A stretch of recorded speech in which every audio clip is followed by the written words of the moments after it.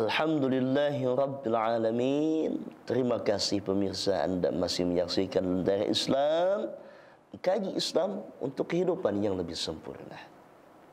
Kita sambung, lanjutkan pembahasan kita tentang pentingnya ibadah.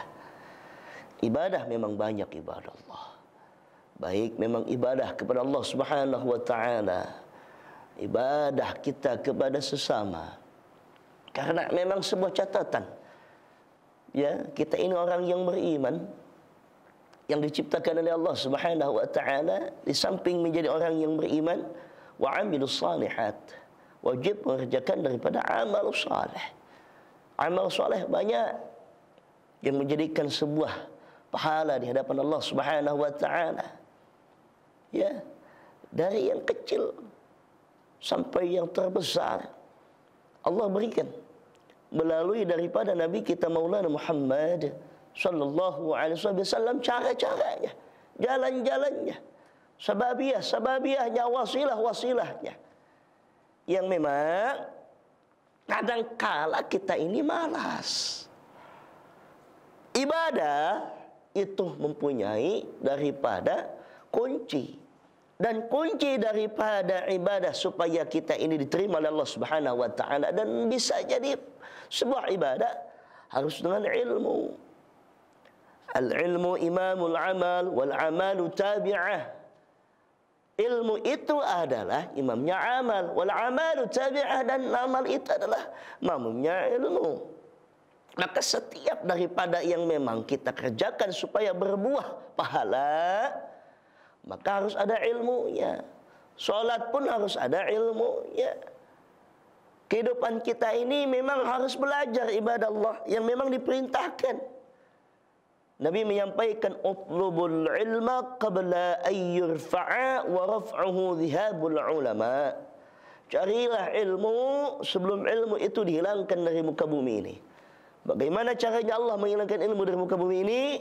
Wa raf'uhu dhihabul ulama. Allah angkat daripada para ulama, artinya diwafatkan. Maka mumpung masih banyak para ulama yang ada di muka bumi ini, khususnya di Indonesia, ya carilah ilmu. Supaya apa? Supaya ibadah kita lebih mantap, lebih diterima oleh Allah Subhanahu wa taala. Sebab ibadah tanpa ilmu sia-sia ibadah Allah. Belajar yang namanya salat harus dengan ilmunya pula.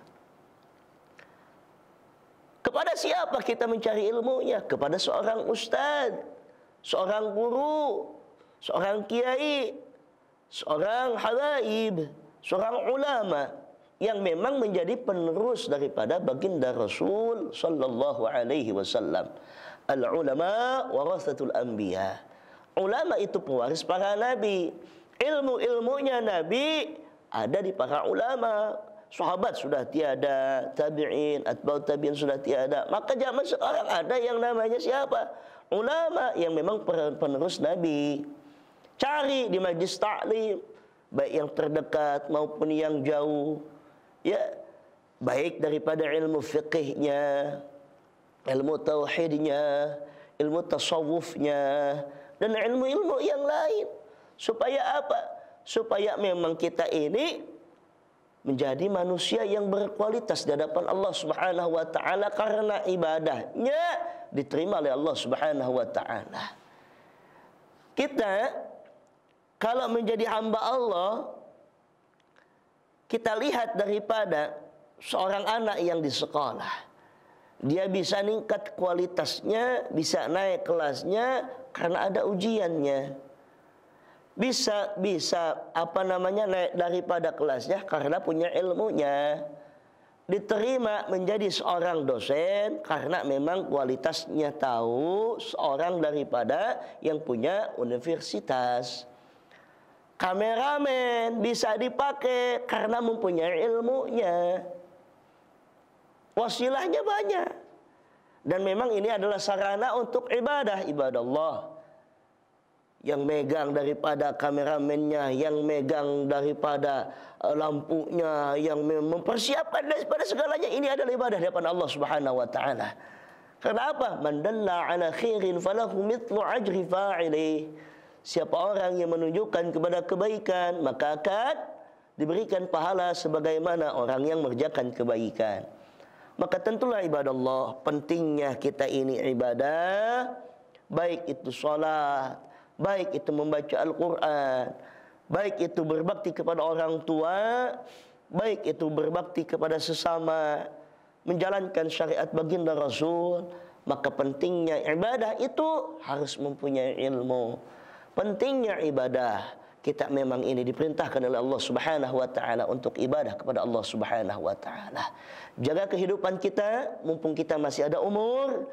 Tak tahu kapan Allah akan panggil, tapi mudah-mudahan umur kita bisa barakah, manfaat, maslahat dunia dan akhirat, yang sehingga Allah Subhanahu wa taala jaga kehidupan kita dengan kebahagiaan, kesenangan, ketentraman, kedamaian, karena kita menjalankan apa-apa yang diperintahkan oleh Allah Subhanahu wa taala. Mudah-mudahan apa yang Al-Fakir sampaikan bisa ada manfaatnya, khususnya untuk Al-Fakir, umumnya buat semuanya. Hadani Allahu iyyakum ajma'in. Wassalamualaikum warahmatullahi wabarakatuh.